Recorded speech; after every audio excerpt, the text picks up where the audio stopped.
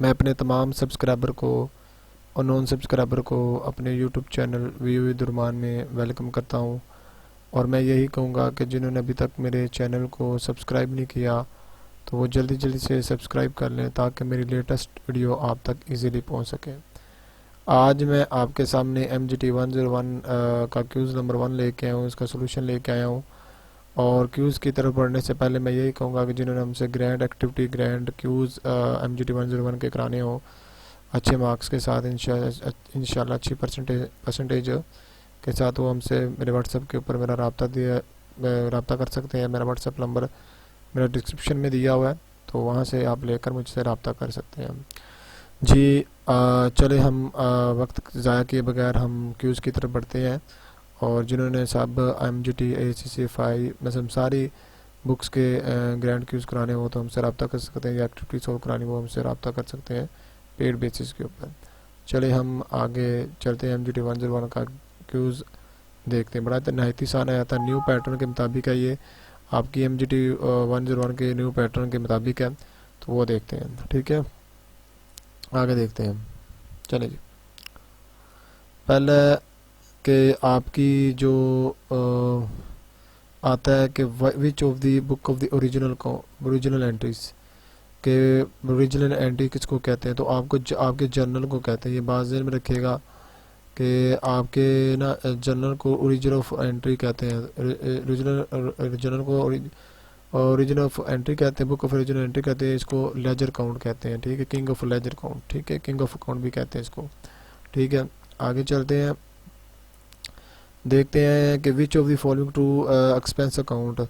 तो credit side of the expense always greater than the debit side. नहीं, expense आपकी credit side नहीं बड़ी होती, हमेशा डेबिट साइड ही बड़ी होती है इसकी। ये बात में तो ना ही उसका बैलेंस क्रेडिट होता है और ना ही ये बैलेंस शीट में शो होती है, प्रॉफिट एंड लॉस अकाउंट में शो होती है एक्सपेंसेस। ठीक है, तो ये इसका करेक्ट आंसर बी है कि debit side expense is always greater than credit side. ठीक है, आगे चलते हैं कि probability of the entity is refer to the. Probability किसको शो करती है, financial performance during the year. ठीक है, financial strength of the specific date या cash flow from the period. ये ऑल अबव है क्योंकि प्रोबेबिलिटीज़ आपकी एंटिटी की हमेशा वैसे ये फाइनेंशियल परफॉर्मेंस भी है, स्ट्रेंथ भी है, ये भी हो सकती है cash flow during the year.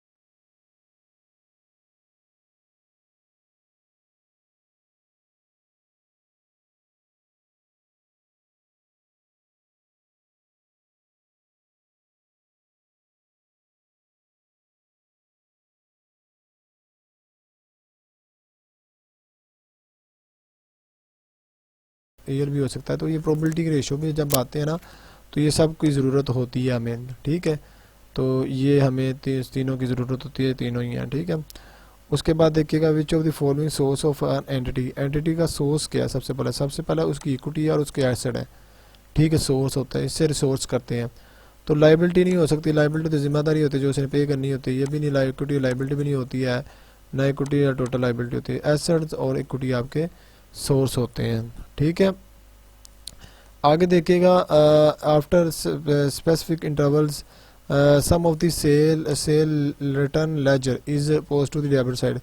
कि आपके सेल लेजर कौन डेबिट साइड किस वहाँ पोस्ट होते हैं। देखिए जी, अगर डेटर अकाउंट में देखा जाए तो डेटर अकाउंट में तो नहीं होंगे, सेल रिटर्न अकाउंट डेबिट हो जाएगा और आपका डेटर अकाउंट क्रेडिट हो जाएगा। ठीक है, तो सेल रिटर्न को आपने डेबिट साइड पे भी लिखना है। ठीक है, सेल रिटर्न अकाउंट डेबिट और डेटर अकाउंट क्रेडिट हो जाएगा। तो इसमें यह है कि डेटर अकाउंट में भी आ सकता है और क्रेडिट सेल अकाउंट में भी आ सकता है। तो मेरे ख्याल से ये बेस्ट ऑप्शन यही था बी के से रिटर्न की डेबिट साइड पे आएगा, लेकिन ये ज़्यादा बेहतर है, ठीक है, क्योंकि डेटर में ये आंसर बिल्कुल सही है, ठीक है। वैसे मेरे ख्याल के मुताबिक ये मैंने लगा दिया गलती से, तो ये टोटल डेटर अकाउंट, क्योंकि डेटर से ही से रिटर्न के अकाउंट में जाएगा ना सारा, तो से रिटर्न अकाउंट के में भी जा सकता है ना, क्रेडिटर नॉन ऑफ दिस तो नहीं हो सकता, तो ये बेस्ट ऑप्शन है। वैसे ये दोनों मुझे लगते हैं, लेकिन फिर भी इसने एरर दिया हुआ है, ठीक है। आगे देखो, लेकिन डेटर इज़ बेस्ट है, ठीक है।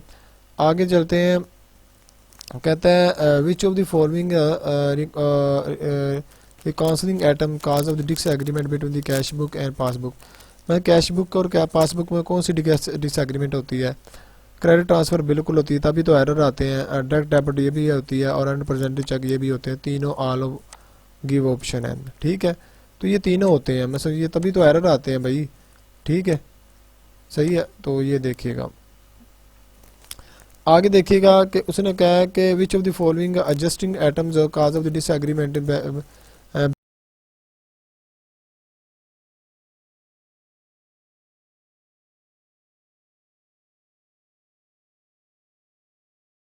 Balance between cash book and passbook.